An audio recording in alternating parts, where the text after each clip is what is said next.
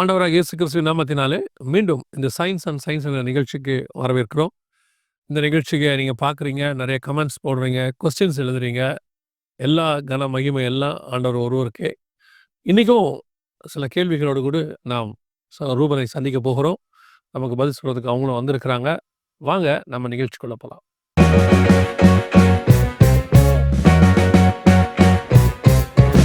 Price Lord, praise Lord. இந்த நிகழ்ச்சிக்கு நீங்கள் வந்ததுக்கு ரொம்ப சந்தோஷம். Once again thanks for your invitation. முக்கியமாக நான் நேரடியாகவே ஒரு கேள்வி கேட்க விரும்புகிறேன். நான் சமீபத்தில் பேசிகிட்டு இருக்கும்போது, உங்கள்கிட்ட பேசிகிட்டு இருக்கும்போது நீங்கள் அந்த சொன்ன ஒரு விஷயந்தான். நம்ம நெடுநாளாக ஒரு விஷயத்தை நம்பிக்கிட்டே இருக்கிறோம். அதன் மேலே தான் நம்மளுடைய கட்டமைப்பே இருக்குது. அதை தான் நம்பி ஓடிக்கிட்டே இருக்கிறோம். அப்படி ஓடிக்கிட்டு இருக்கும்போது நான் நம்புகிற அந்த காரியம் தவறு, நான் இது வரைக்கும் நான் எது நம்பிக்கிட்டு இருந்தனோ அது தப்பு அப்படின்னு சொல்லக்கூடியது எந்த அளவுக்கு ஒரு பாதிப்பை உண்டாக்கும் அது நீங்கள் நினைக்கிறீங்க? அது praise Lord, thanks for your invitation. ஆண்டவர் அதே அநேக இடத்துல சத்தியம் சத்தியம் ட்ரூத்து அப்படிங்கிறது பேசுகிறார் இல்லையா? யூஸ்வலாக சொல்லுவாங்க, ஒரு மரணங்கிறது மிகப்பெரிய ட்ராமா, ஒரு பேர் அதிர்ச்சி, ஒரு இடி மாதிரி இருந்தது அப்படிங்கிற மாதிரிலாம் சொல்லுவாங்க. ஆனால் எனக்கு நான் புரிஞ்சுக்கிட்டது, எனக்கு காட் புரிய வச்சது ஒரு விஷயம் என்னென்னா, ஒரு மனுஷனுடைய வாழ்க்கையிலே மிகப்பெரிய ட்ராமா அப்படின்னா அது ஒரு நாள் நம்ம நம்பினதெல்லாம் பொய் ஆச்சே அப்படின்ட்டு ஒரு ட்ரூத்தை என்கவுண்டர் பண்ணுவாங்க இல்லையா சம்டைம். அது மிகப்பெரிய ட்ராமான்னு தான் நான் பார்க்குறேன். இதை 2 வகையாக இப்போ நீங்கள் சொல்கிறதுனால நான் சொல்கிறேன். 2 வகையாக நான் அதை பார்க்குறேன். எப்படின்னா, ஒன்று நீங்கள் சொல்கிறது சரி, நம்ம ஒருத்தரை ரொம்ப நம்பி வாழ்க்கையை அமைக்கிறோம், திருமண வாழ்க்கை அமைக்கிறோம். அவர் நம்மளை நல்லா வச்சுப்பார், பார்த்துப்பார், நம்ம குடும்பம் நல்லா இருக்கும் அப்படின்னும் போது நம்முடைய எக்ஸ்பெக்டேஷன் அத்தனைக்கும் ஆப்போசிட்டாக ஒன்று அமையுது. ஸோ அவங்க வாழ்க்கை என்னவா மாறுது? மிகப்பெரியதான ஒரு ஏமாற்றம், அதனோட விளைவாக பல சோக காரியங்கள் நடக்குது. ஓகே, இது ஒரு வகையான காரியம். இதே அப்படி ஆப்போசிட்டாக சொல்கிறேன். நான் இது வரைக்கும் இருந்த காரியங்கள் எல்லாமே தப்பாக இருந்துருச்சு. ஆனால் நான் சரின்னு தான் நம்பிக்கிட்டு இருந்தேன். ஒரு இடத்துல நான் இயேசுவை சந்திக்கிறேன் இல்லையா? இப்போ என் வாழ்க்கை துக்கமாக மாறுமா, சந்தோஷமாக மாறுமா? ட்ரூத்தை சந்திச்சா சந்தோஷமாகும், சந்தோஷமாயிரும். பொய்யை நம்பிட்டு முடிவு வரைக்கும் நம்பிட்டு ஒரு நாள் எல்லாம் காலம் முடிஞ்ச சென்ற காலத்துக்கு பிறகு நம்ம நம்பினதெல்லாம் பொய் அப்படின்னு தெரிஞ்சதுன்னா அது அந்த ட்ராமாவுக்கு அளவே இருக்காது நியாய தீர்ப்பு நாளில். ஆமாம், அன்னைக்கு நான் இதெல்லாம் விட்டுட்டேனே, நான் இது வரைக்கும் எது என்னை காப்பாற்றணும்னு நினச்சோமோ அதெல்லாம் பொய், ஆனால் எது நான் தேவையில்லைன்னு விட்டேனோ அதுதான் மெய்யுங்கிறத அந்த நாளில் தெரிஞ்சு பிரயோஜனம் இல்லை இல்லையா? பிரயோஜனம் இல்லை. அது மரணத்தை விட மோசமான ட்ராமா. நீங்கள் ஒரு பாட்டு கேள்விப்பட்டிருப்பீங்க, ஆத்மா ஒன்றும் ரட்சிக்காமல் வெக்கத்தோடு ஆண்டவா அப்படின்னு சொல்லி பாட்டு. அந்த பாட்டோடைய ஹிஸ்ட்ரி தெரியுமான்னு உங்களுக்கு தெரியல, மேபி உங்களுக்கு தெரிஞ்சிருக்கலாம். அந்த பாட்டு எந்த சூழ்நிலையில் எழுதப்பட்டது அப்படின்னு சொல்லி. ஒரு மனுஷர் மரணம் தருவாய்க்கு போயிட்டார். அவர் அந்த இடத்துல அந்த ஹாஸ்பிட்டலில் அவருக்கு லாஸ்ட் டே சொல்லிட்டாங்க. அப்போ தான் அவருக்கு அந்த நர்ஸ் ஆண்டவரை பற்றி சொல்கிறாங்க. ஸோ அவர் அந்த இடத்துல, இது வரைக்கும் நான் நினச்சது எல்லாமே தப்பாக போச்சே, இப்போ தான் எனக்கு உண்மை தெரியுது, அந்த ஆத்ம ரட்சிப்பு, அது சந்தோஷம் எல்லாம் தெரியுது. இப்போ எப்படி நான் இயேசுவை சந்திக்க போவேன்? நான் யாருக்குமே இயேசுவை சொல்லலை, ஒன்றுமே சொல்லலை அப்படின்னு சொல்லிட்டு அவர் சாகும்போது அவர் சொன்ன வார்த்தைகள் பாடினது தான் இந்த பாட்டு. லாஸ்ட் பெட்ல லாஸ்ட் டே. அதை அந்த நர்ஸ் எழுதி தான் இந்த பாட்டு இவ்வளோ தூரம். ஆனால் இந்த பாட்டு லட்சக்கணக்கான ஆத்துமக்கள் ஆதாயம் பண்ணிருச்சு. ஸோ நான் சொல்கிறேன், அந்த லாஸ்ட் மினிட்ல அவர் அடைஞ்ச வேதனையினுடைய வெளிப்பாடுன்னு சொல்கிறேன் இதை. ஐயோ, இயேசுவை இது வரைக்கும் தெரிஞ்சுக்காம போயிட்டானே அப்படின்னு சொல்லி. சரி, இந்த கொஸ்டினை நான் கேட்டதுக்கு ஒரு காரணம் இருக்கு. என்னன்னா, இந்த உலகம் ஏறக்குறைய ஒரு 100-120 வருஷமாக நான் ஸ்கூலில் படிக்கிற காலத்துல இருந்து குரங்கிலிருந்து மனிதன் வந்தான், குரங்கிலிருந்து மனிதன் வந்தானுங்கிறது தான் நம்ம இன்னைக்கும் இந்த உலகம் இதைத்தான் தூக்கி பிடிச்சிக்கிட்டு இருக்கு. இன்னும் சொல்லப்போனால் நம்மளே பல எபிசோட்ஸில் அது இல்லைன்னு நம்ம சொல்லியிருக்கிறோம் இல்லையா? ஆனால் அவங்ககிட்ட ப்ரூஃபும் இல்லை. அதை எல்லாமே யூகத்தின் அடிப்படை, நீங்கள் சொன்ன மாதிரி அது ஒரு விதமான சயின்டிஃபிக்கல் ஏத்திசம் அப்படிங்கிற ஒரு பிலீஃப் சிஸ்டம். இப்போ இவங்க அத்தனை பேரும் இப்படி தான் இருந்திருக்கணும் ஒரு நம்பிக்கையில் இருக்காங்க இல்லையா? இத்தனை 100 வருஷமாக. ஏன்னா அதுக்கு முன்னாடி குரங்குலேருந்து மனுஷன் வந்தாங்கிற எவல்யூஷன் தியரி அவங்களுக்கு இல்லை. அது அதுக்கப்புறம் வந்தது தான். ஒரு 1900வது ஆண்டுகள்ல இருந்து தான் இதை பத்தி பேச ஆரம்பிச்சாங்க. டார்வின் எழுதின புக் நம்மளுக்கு தெரியும். அந்த புக்ல இருந்து தான் எவல்யூஷன்ங்கிறதெல்லாம் ரொம்ப பிரபலப்படுத்தப்பட்டுச்சு. ஸோ ஒரு 120, 125 வருஷம்னு ஆமா, வச்சுக்கோங்க. ஆமா. ஸோ இந்த 125 வருஷமா இதை நம்பிச்சு, இது மேல ஒரு கட்டமைப்பு, அதுக்கு மேல அறிவியல் கட்டமைப்பு, அதை நம்பக்கூடிய கோடாகோடி ஜனங்கள். அது மட்டும் இல்லாம இதை சிறு வயதிலிருந்து போதனையாக கொடுக்கப்பட்டு வளர்க்கப்பட்ட ஒரு 2, 3 ஜெனரேஷன். கரெக்ட். நீங்க சொல்றது ட்ரூ. ஏன்னா ஜெனரேஷனா 30 40 வருஷம்னு சொல்றாங்க. அப்ப 3 ஜெனரேஷன் ஆயிருச்சு நீங்க சொல்ற மாதிரி. 3 ஜெனரேஷனா குரங்குலேருந்து மனுஷன் வந்தான்னு சொல்லி ரெஜிஸ்டர் பண்ணப்பட்டு அனுப்பப்படுகிறது இல்லையா? பிள்ளையான நடத்த வேண்டிய வழியில் நடத்த முதிர் வயதில் விடாதிருப்பான் இருக்கு. தவறாக நடத்தியாச்சு. இப்போ ஒரு தப்பான விஷயத்த சொல்லி கொடுத்தாச்சு. ஸ்டில் அவங்க they don't have any answer, they don't have any proof அப்படின்னு. ஆமாம். ஸோ இப்போ நம்ம அந்த எவல்யூஷன் தியரியை நிறைய விஷயங்கள்ல சொல்லியிருக்கிறோம். இன்னைக்கு அதை பற்றி தானே சில விஷயங்கள் தான் உங்ககிட்ட கேட்கணும்னு நாங்கள் ஆசைப்படுறோம். ஏன்னா இது இன்னும் வேகமாக போயிட்டு இருக்கு. நிறைய பேர் இதுக்கு பின்னாடி போகிறாங்க. ஸோ உங்களுடைய அதோடைய விளக்கங்கள் எங்களுக்கு தேவை. அதனால தான். அண்ட் நம்ம சயின்ஸ் அண்ட் சயின்ஸ் ஆரம்பிக்கும் போதே ஒன் ஆஃப் தி மையமாக வச்சு நம்ம ஆரம்பிச்சது இந்த எவல்யூஷன் தியரியை பற்றி நிறைய பேசணுங்கிறதா. நம்ம அப்பப்போ நிறைய இடத்துல பேசியிருக்கோம். இந்த எபிசோட் 3 எபிசோட்ஸையுமே இந்த எவல்யூஷன் தியரிக்காக நம்ம டெடிகேட் பண்ணலாம். பரிணாம வளர்ச்சி கொள்கைக்கு. ஆமாம். இதில் என்ன பொய் இருக்கு? ஸோ என்னை பொறுத்தளவுக்கு நம்ம பதில் சொல்கிறத விட ரீசனிங் இல்லாட்டி காரணம் சொல்கிறது. அந்த ரீசனிங் அந்த காரணங்களை சொல்லும்போது தான் அவங்க எப்படி கரெக்டாக திங்க் பண்ணுறதுனே அவங்களுக்கு தெரியும். ஏன்னா இதை ரொம்ப காலமாக போதிச்சு சொல்லி அந்த மைண்ட் ஒரு மாதிரி ஒரு நிலையில் இருக்கும். அதில் என்ன பிரச்சனை இருக்குது, அது என்ன அவங்க சொல்கிறாங்க, அவங்க நம்பிக்கை எப்படிப்பட்டது அப்படிங்கிறத பற்றி இந்த 3 எபிசோட்ஸையுமே நம்ம கொஞ்சம் அலசி பார்ப்போம். இப்போ நம்ம முதல்ல எதை எடுக்கிறோம், எதுலேருந்து நம்ம வரப்போகிறோம். ஸோ இதுக்கு வந்து ஒரு ஃப்ரேம் ஒர்க் வச்சுருக்கோம். நீங்கள் ஸ்க்ரீனில் பார்க்குற மாதிரி ஃபஸ்ட்டு வந்து இது வந்து உங்களோட தாட் ப்ராசஸை கொஞ்சம் கிண்டில் பண்ணுற மாதிரி, எப்படி யோசிக்கிறாங்க, எப்படி அது என்ன மாதிரி நம்பிக்கை அவங்களுக்கு இருக்குது, அதை இவால்வேட் பண்ணுறதுக்கு ஒரு ஃப்ரேம் ஒர்க் வச்சுருக்கோம். ஃபஸ்ட்டு வந்து ஒரு நம்ம சரீரத்தில் இருக்க ஒரு பார்ட் எடுத்துக்கிறோம். அந்த பார்ட்டை பற்றி நம்மளுக்கு தெரிஞ்ச பேசிக்ஸ். இன்னொரு விஷயம், நம்ம பார்க்குற அத்தனையுமே ஏதோ ரொம்ப காம்ப்ளெக்ஸான விஷயமே கிடையாது. ஒரு 12th ஸ்டாண்டர்ட் வரைக்கும் என்னென்ன சிலபஸில் இருக்குமோ அதை மட்டும் வச்சு தான் நம்ம பார்க்க போகிறோம். அதுக்கு மேலே ரொம்ப எக்ஸ்ட்ரீமாக போய் நம்ம எதுவும் காம்ப்ளிகேட்டே பண்ண போகிறதில்ல. ஒரு மாணவ பருவத்துக்கு இருக்கக்கூடிய ஒரு அடிப்படை காரியங்களை வச்சு தான் நம்ம பேச போகிறோம். ஃபஸ்ட்டு ஒரு பார்ட் எடுத்துக்குவோம், அதை பற்றி நம்ம அனாலிசிஸ் பண்ணுவோம். ரெண்டாவது, நம்மளுக்கு தெரிஞ்ச ஒரு கண்டுபிடிப்பு, இது மாதிரி இதுக்கு ஒத்த கண்டுபிடிப்புன்னு சொல்லுவோம் இல்லையா, இந்த மாதிரி இதை ரெண்டையும் கம்பேர் பண்ணி அனாலஜிக்கலாக ரீசனிங் பண்ணுறது. 3வது பாயிண்ட்டு, நம்ம அதில் வந்து கொஞ்சம் ரீசனிங் அப்ளை பண்ணி பார்க்குறது. 4வது பாயிண்ட்டு, இது ரெண்டுத்துடைய டிசைனிங் கம்பேர் பண்ணுவோம். ஒரு மனுஷன் கண்டுபிடிச்ச விஷயம் நேச்சுரலாக அந்த ஒரு மனித உறுப்பில் என்னென்ன இருக்குங்கிறத ரெண்டையும் கம்பேர் பண்ணி பார்த்துட்டு ஒரு கன்க்ளூஷன், ஒரு முடிவுக்கு வரப்போகிறோம். நீங்கள் ஸ்க்ரீனில் பார்க்குற மாதிரி இதுதான் நம்மளோட டிஸ்கஷனோட ஃப்ரேம் ஒர்க். ஸோ ஆரம்பிக்கும் போதே நம்ம எதுலேருந்து ஆரம்பிப்போம்னா, தலை தான் ரொம்ப முக்கியம். மூளையிலேருந்து ஸ்டார்ட் பண்ணுவோம். Human brain. ஸோ ஹியூமன் பிரெயினை பற்றி நான் கொஞ்சம் படிக்கும்போது ரொம்ப பிரமிப்பாக இருந்துச்சு எனக்கு. ஹியூமன் பிரெயினில் நியூரான்ஸ்ன்னு இருக்குது, நரம்பணுன்னு சொல்லுவாங்க. நியூரான்ஸ் தான் structural fundamental unit of neuro சிஸ்டம்னு நம்ம ஸ்கூலில் படிச்சிருப்போம். நம்ம ஸ்கூலில் படிச்சிருக்கோன்றது உண்மைதான். பொதுவாக அந்த மெடிக்கல் டேர்ம் வரும்போது டாக்டர் சொல்கிறதே பேஷண்ட்ஸ்க்கு புரியாது. ஏன்னா அவங்க மாத்திரையோடு கூட அவங்களுடைய கான்செப்டை முடிச்சிருவாங்க, எழுதுறது நமக்கு புரியாது. அதெல்லாம் புரியாது. இப்போ நீங்கள் சொன்னதை கொஞ்சம் தெளிவாக சொல்லிட்டீங்கன்னா அவங்களுக்கு புரியும். அதனால் நம்மளும் டாக்டர் மாதிரியே சொல்லிட்டோம்னா, ஏற்கனவே நம்ம தேங்க்ஸ் ஃபார் இன்விடேஷனுங்கிறதே தமிழில் சொல்லுங்கன்னு சொல்லிட்டு இருக்கிறாங்க ஒரு குரூப்பு. சொல்லிடலாம் ஒரு நாளுங்க. அதனால் இதை நம்ம எப்படி அதை கொஞ்சம் இன்னும் தெளிவாக, ஒரு பில்டிங் இருக்குது, அந்த பில்டிங்கை உடச்சி பிரித்து பார்த்தோம்னா அதனோட அடிப்படை கட்டுமான பொருள் செங்கல். ஆமாம், செங்கலை தான் நம்ம வச்ச அடிப்படையான கட்டுமான பொருளுங்கிறது செங்கல் தான். அதே மாதிரி நம்ம மொத்த நியூரோ சிஸ்டம், நரம்பியல்னு சொல்கிறோம் இல்லையா, நரம்பு மண்டலம், அதனுடைய சென்ட்ரல் பார்ட் வந்து பார்த்திங்கன்னா பிரெயின். அங்கே இருந்தால் எல்லா உடம்புக்கு ஃபுல்லாத்துக்கும் நரம்பு போகுது. அதனுடைய அடிப்படை கட்டுமான பொருள் என்னன்னு கேட்டிங்கன்னா இந்த நரம்பு அணு, அதுதான் நம்ம நியூரான்னு சொல்கிறோம். அது மாதிரி மூளைக்குள்ள மட்டும் க்ளோஸ் டு 8600 கோடி நியூரான் இருக்கு.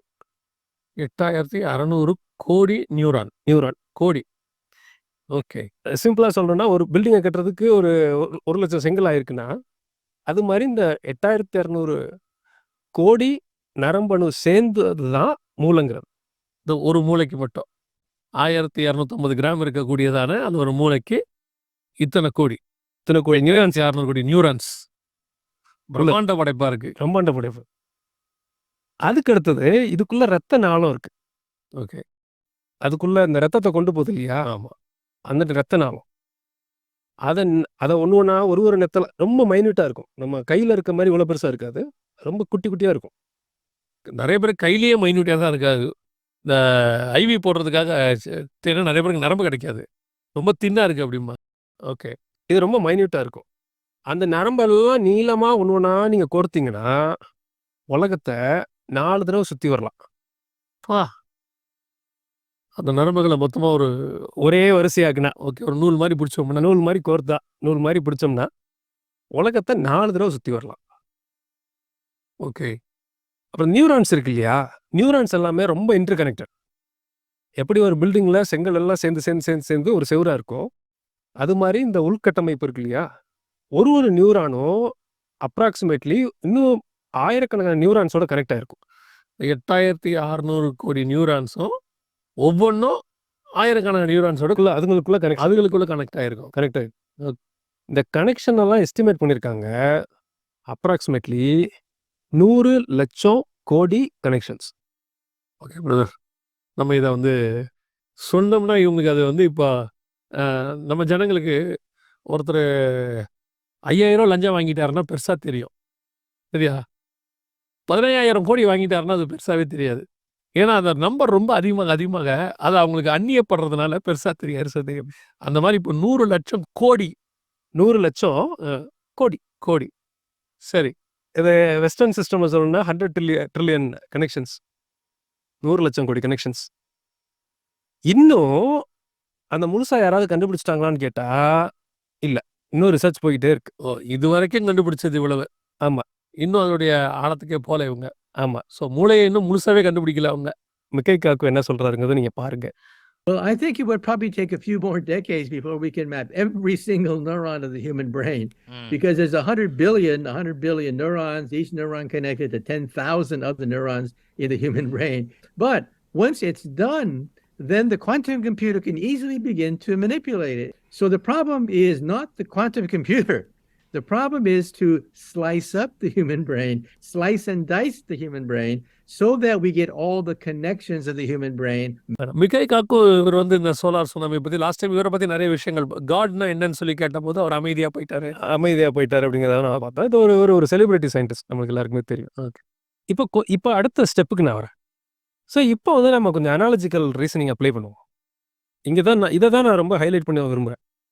ஏன்னா ஆன்சர் சொல்கிறது ஒரு வகை, அவங்கள திங்க் பண்ண வைக்கிறது இன்னொரு வகை. திங்க் பண்ணாமல் தான் இவங்க இவ்வளோ கேள்வி கேட்டாங்கன்ற நான் இத்தனை இப்படி யார் எதை சொன்னாலும் இந்த சொன்ன மாதிரி அந்த பிராண்டட் இருக்கவங்க எந்த காரியத்தை சொன்னாலும் உடனே அக்செப்ட் பண்ணிக்கிறவங்க, அவங்க சொல்கிறதுலையும் உண்மை இருக்கான்னு அவங்க யோசிக்காமல் விட்டதனுடைய விளைவு தான் இந்த கேள்விகள்லாம் நம்ம இப்போ இந்த ப்ரோக்ராமே பண்ண வேண்டி வருது. ட்ரூ ரொம்ப கரெக்ட் நீங்கள் சொல்கிறது. சரி, இப்போ இந்த பிரெயினை ஸ்கேன் பண்ணுறதுக்கு மிஷின்ஸ் பார்த்துருப்போம் இல்லையா, பெரிய பெரிய எம்ஆர்ஐ மிஷின்ஸ் இருக்குது. எம்ஆர்ஐ மிஷின்ஸ், ஆமாம். அதில் 1.5 T டெஸ்லான்னு ஒரு யூனிட், மேக்னெட்டிக் ஃப்ளக்ஸை மெஷர் பண்ணுற யூனிட். இந்த மிஷினோட வேல்யூ எவ்வளோ இருக்குன்னு நினைக்கிறீங்க? பொருள் வாங்குற விற்கிறதுலலாம் ரொம்ப வீக்கான ஒரு ஆள் இருந்தாலும் என்னுடைய கணக்கு நான் நினைக்கிறேன் ஒரு 10-20 லட்ச ரூபா இருக்குமா அந்த மிஷின், இல்லை ஒரு 50-25 லட்சம் இருக்குமா? ஆக்சுவலி நல்ல மிஷினாக இருக்கணும் அப்படின்னா, நல்ல ஹை குவாலிட்டி, இந்த டீ கூட அதோட காஸ்ட் கூடும். 3-4 கோடி இருக்கும். 3 to 4 crores.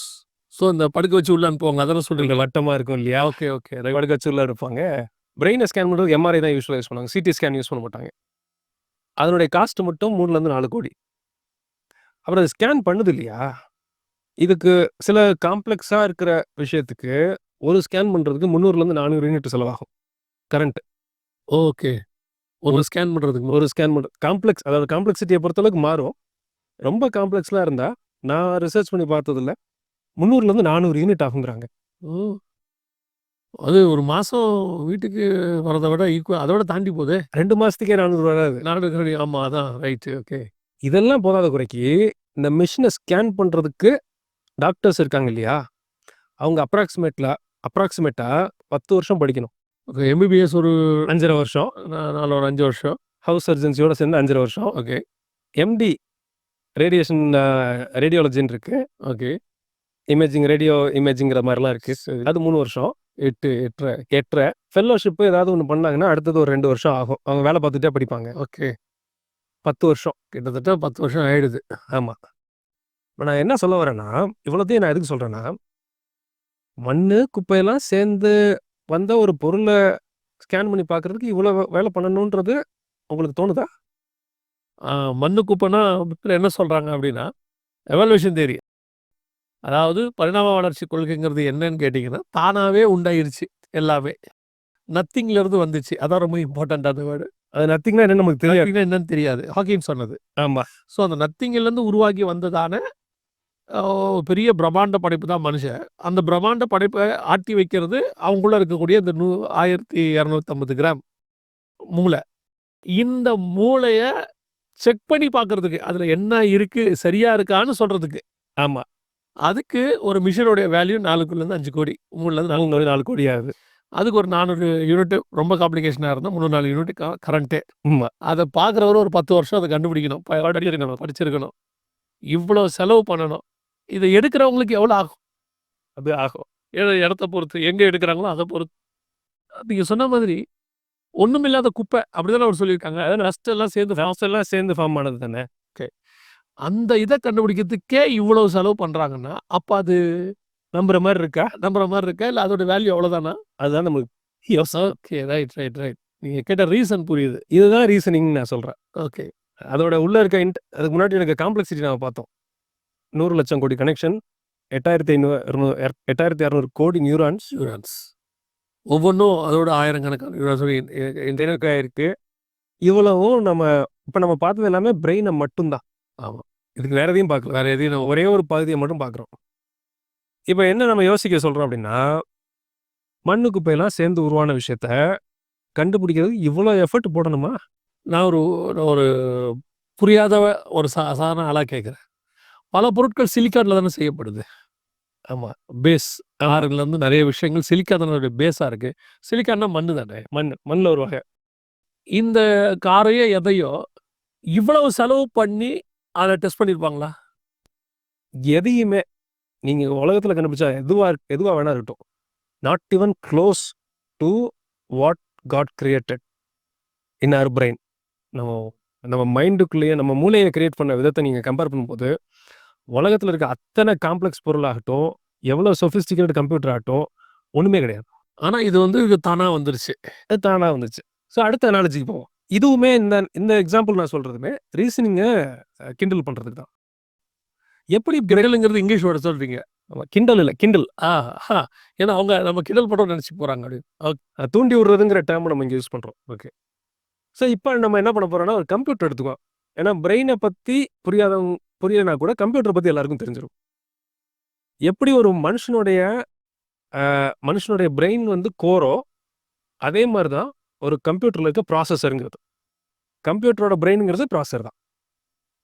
எப்படி நம்மளுடைய மூளையில இருக்கிற பில்டிங் பிளாக், அதாவது உட்கூறு நியூரான் இருக்கோ, அது மாதிரி கம்ப்யூட்டர் ப்ராசஸர்ல இருக்கிற முக்கியமான உட்கூறுன்னு பார்த்தீங்கன்னா டிரான்சிஸ்டர்ஸ். ஆமா. ஓகே. இப்போ நம்ம வீட்டில் எல்லாருக்கும் இந்த லேப்டாப்லாம் வச்சுட்டு இருக்கிறது i3 ப்ராசஸர். ஆமா. 5th ஜெனரேஷன் 7 ஜெனரேஷன் அப்படின்ற மாதிரி. ஆமா. i3 processor. இந்த i3 ப்ராசஸருக்குள்ள என்ன இருக்கும்னா 150 கோடி டிரான்சிஸ்டர்ஸ் இருக்கும்.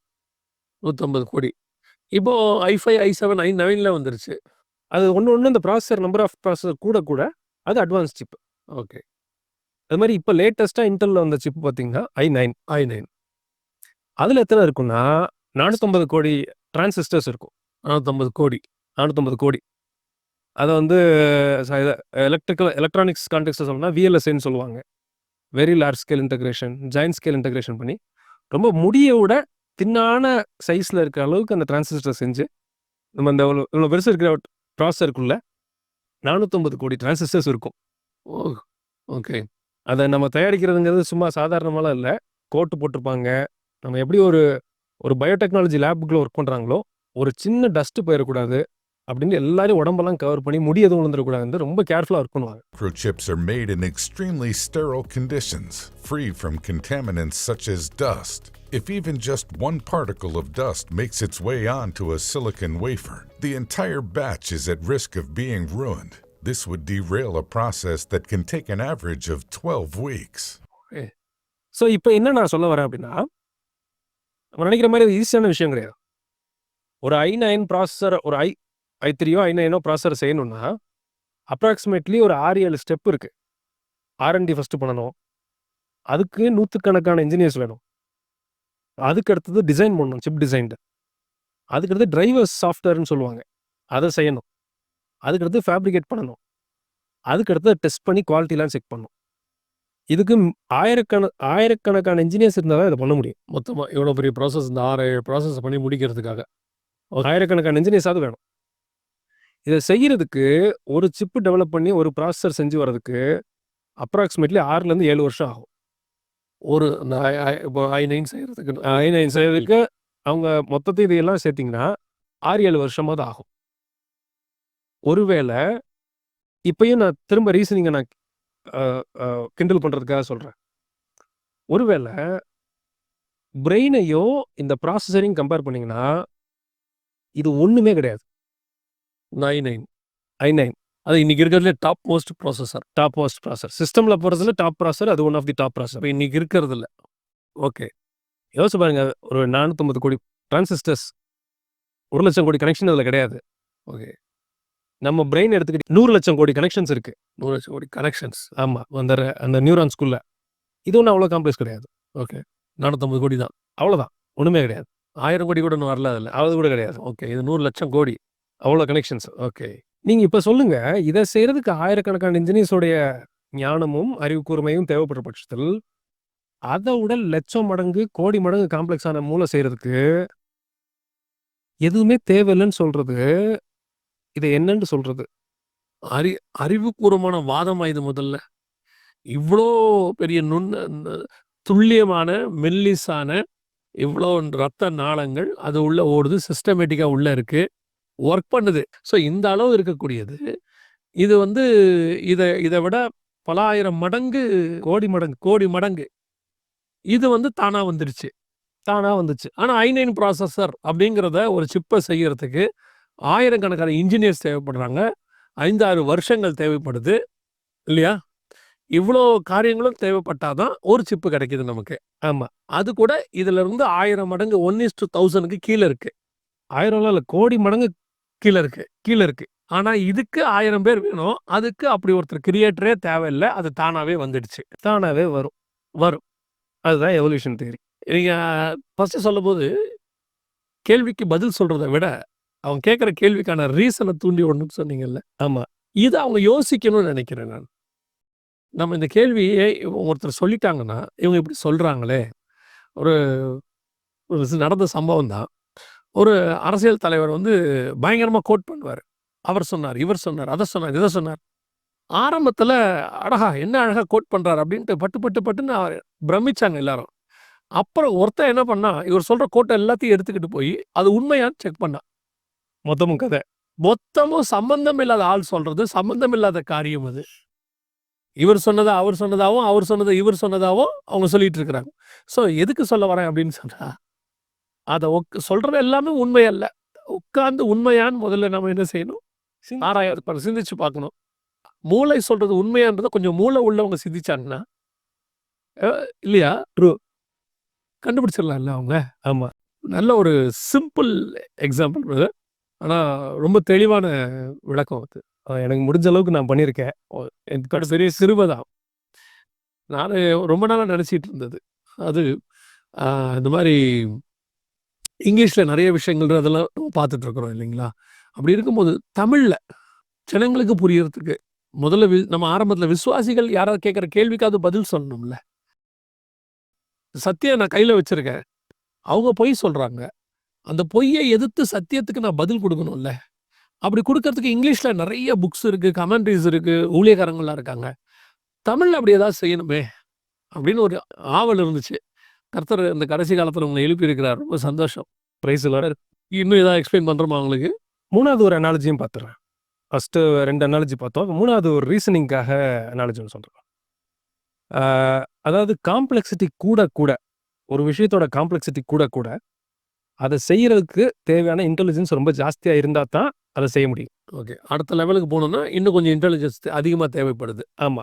ஸோ நார்மல் ரோபோட்ல இருந்து ஏஐ டெக்னாலஜி வரணும்னு சொன்னா, அதை விட மேலான இன்டெலிஜென்ஸ் இருந்தா தான் நம்ம அதை செய்ய முடியும். அதை இன்னும் கொஞ்சம் சிம்பிளா சொல்லணும் அப்படின்னா, ஒரு பழைய அம்பாசிடர்ஸ் கார்ஸ் நம்ம சின்ன வயசா இருக்கும்போது அம்பாசிடர் தான் எல்லாருமே வச்சிருப்பாங்க. இப்போ BMW இருக்கு. அம்பாசிடரை நீங்க எங்கனாலும் கொடுத்து ரிப்பேர் பார்க்கலாம். ஆமா. யாருனாலும் ரிப்பேர் பார்க்கலாம். பேசிக் அண்டர்ஸ்டாண்டிங் ஒரு மோட்டர்னா என்ன, இன்ஜின்னா என்ன, இது தெரிஞ்சா அவங்க வந்து ரிப்பேர் பார்க்கலாம். BMWல போய் நீங்க விட முடியாது அப்படி. ஏன்னா இன்னைக்கு இருக்கிற கார்ஸ் BMWலாம் பார்த்தீங்கன்னா, அது பேரு தான் காரு. உள்ள ஒரு பெரிய கம்ப்யூட்டர் சிஸ்டமே இருக்கும். முந்திலாம் வந்து கார்பரேட்டர் டியூன் பண்ணணும்னா ஸ்க்ரூ டிரைவர் வச்சு பண்ணுவாங்க. ஆமா, பார்த்துருக்கேன். இப்போ BMWல ஸ்க்ரூ டிரைவர்லாம் இல்லை, சிஸ்டம் வச்சு மாட்டி எல்லாத்தையும் அவங்க பண்ணி முடிச்சிடலாம். அதில் என்ன ப்ராப்ளம் இருக்குங்கிறத சிஸ்டத்தை மாட்டோம்னா தெரிஞ்சிடும். இப்போ இதுலேருந்து நம்ம என்ன யோசிக்கிறோம் அப்படின்னா, ஒரு i7 பண்ணுறதுக்கு ஒரு i9 ப்ராசஸரை பண்ணுறதுக்கு இவ்வளோ இன்டெலிஜென்ஸ் தேவைப்பட்டால், அதை விட கோடி மடங்கு காம்ப்ளெக்ஸ் இருக்கிற பிரெயினை கிரியேட் பண்ணுறதுக்கு எவ்வளோ இன்டெலிஜென்ஸ் தேவைப்பட்டிருக்கணும். ஓகே. அதாவது இவ்வளோ சிஸ்டமேட்டிக்கா, இவ்வளோ அக்யூரேட்டா அதாவது இவங்க வெறும் மண்ணால் உருவான ஒரு டஸ்ட்டு, அது உள்ள மூளையில் இன்னொரு குட்டி டஸ்ட்டு அப்படின்னு சொன்னா, சரி இந்த டஸ்ட்டு வேணான்னு தான் அந்த மனுஷன் வாழ்க்கையே அவுட்டு, அவ்வளோதான். அதோட இன்னொரு ஒரு இது சொல்லணும்னா, எனக்கு தெரிஞ்ச ஒரு அக்கா இருக்காங்க. அமெரிக்காவில் மயோ கிளினிக்னு ஒன்று இருக்கு. அந்த மயோ கிளினிக்குங்கிறது எப்படின்னா, வேர்ல்ட்ஸ் நம்பர் 1 ஹாஸ்பிட்டல்னு சொல்லுவாங்க. அதில் இவங்க ஒரு இங்கிலீஷ் டிபார்ட்மெண்ட்டில் ஒர்க் பண்ணிட்டு இருக்காங்க. அவங்க கிட்ட கேட்டேன், இதுக்காக நான் கேட்டேன், அமெரிக்காவில் மூளையை ஆப்ரேட் பண்ணுறதுக்கு என்ன காஸ்ட் ஆகும் அப்படின்ட்டு. அவங்க காம்ப்ளெக்சிட்டி தக்க மாறும், ஆவரேஜாக $2,00,000 ஆகுனாங்க. $2,00,000. $2,00,000. $1,00,000 நமக்கு கிட்டத்தட்ட 85 லட்ச ரூபாய் போயிடுமே. 85 லட்சம், 1.7 கோடி மூளை ஆப்ரேஷன் பண்ணுறதுக்கு. ஆமாம். இன்னொரு மூளையை கிரியேட் பண்ணுறதுக்கு இல்லை, கிரியேட்லாம் இவங்க பண்ண முடியாது. இருந்த மூளை ரிப்பேர் ஆயிடுச்சுன்னா இவங்களுக்கு தெரிஞ்ச அளவுக்கு சரி பண்ணுறதுக்கு அதுக்கு அவர் ஒரு 10 வருஷம் 15 வருஷம் படிச்சிருக்கணும். அது இவ்வளோ இருக்கணும்.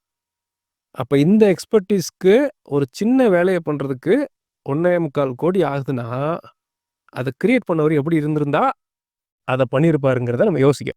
ரொம்ப அருமையான விளக்கம் பிரதர்.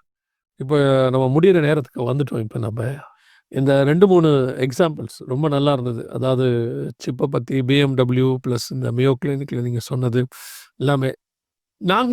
நாம் இது வரைக்கும் இவங்களுக்கு சொல்கிறது இந்த ஒரு விஷயந்தான். என்ன அப்படின்னா, நீங்கள் வேதாகமத்தை ஒரு பக்கம் வாசிங்க, இன்னொரு பக்கம் இவங்க சொல்கிறதையும் யோசிங்க. திருக்குறள்ல ஒரு நல்ல குறள் இருக்கு இல்லை, எப்பொருள் யார் யார் வாய் கேட்பினும் அப்பொருள் மெய்ப்பொருள் காண்பது அறிவு. ஸோ அப்போ வந்து பைபிளில் சொல்லுது, ஆராய்ந்து பார்த்து நலமானதை பிடித்து கொள்ளுங்கள். பைபிள் இல்லாதது ஒன்றும் இல்லை, திருக்குறளில் உள்ளதையும் அவங்க புரியறதுக்காக சொல்கிறேன். ஸோ யாராவது ஏதாவது நம்ம மக்கள்கிட்ட வந்து கோட்டு போட்டு வந்து யாராவது சொன்னால் அது கரெக்டுன்னு நினச்சிடுறாங்க. கொட்டுட்டு கண்ணாடிலாம் போட்டு வந்து அப்படி ஒரு ஹைஃபையாக சொன்ன உடனே, அதுவும் இங்கிலீஷில் சொன்னால் கரெக்டுன்னு தான் சொல்கிறாங்க. அதே விஷயம் நீங்கள் தமிழில் சொன்னால் கூட நம்ம ஆட்கள் என்ன தமிழில் சொல்கிறாங்க கரெக்டாக இருக்குமா அப்படின்னு கேட்குறாங்க. இங்கிலீஷில் அதே சரளமாக சொல்லிட்டா கரெக்டுன்னு சொல்கிற முடிவுக்கு வந்துடுறாங்க. யார் எது சொன்னாலும் வேதாகமத்தில் சொல்லப்பட்ட இந்த காரியங்களை எதிர்த்து அல்லது தப்பாக அது வேதாகம் தப்புன்னு சொல்லக்கூடிய ஒரு காரியங்களும் இது வரைக்கும் நடந்ததாக சரித்திரம் இல்லை. எவாலுவேஷன் தியரி, அதாவது பரிணாம வளர்ச்சி கொள்கை எப்படி தவறு, அது அந்த அந்த நம்பிக்கை எவ்வளவு தவறானது என்பதைத்தான் நாம் இந்த எபிசோடில் பார்த்துருக்குறோம். இன்னும் இதோட தொடர்ச்சி அடுத்த 2 எபிசோட்லேயும் வரும். தொடர்ச்சியாக பாருங்கள். அதோடு கூட நான் சொல்லி முடிக்கும் போது ஒரு காரியம் சொல்ல விரும்புகிறேன். சகோதரனுடைய யூடியூப் சேனல் இருக்குது, வாய்ஸ் ஆஃப் பைபிள் அப்படின்னு சொல்லி. அந்த யூடியூப் சேனல்லையும் இந்த ப்ரோக்ராமும் வருது, பிரதருடைய ப்ரோக்ராமும் இருக்குது. அதையும் போய் பாருங்கள். எல்லாத்துக்கும் மேலாக வேதாகமத்தை நல்லா தியானிங்க. அதுதான் இருக்கிறதுலே ரொம்ப முக்கியமானது. ஆவியானவர் உங்களுக்கு உதவி செய்வாராக. கர்த்தருக்கு சித்தமானால், வருகை தாமதிக்குமானால் இன்னொரு எபிசோடில் உங்களை சந்திக்கிறோம். God bless you. Thank you, brother. Thank you. Price.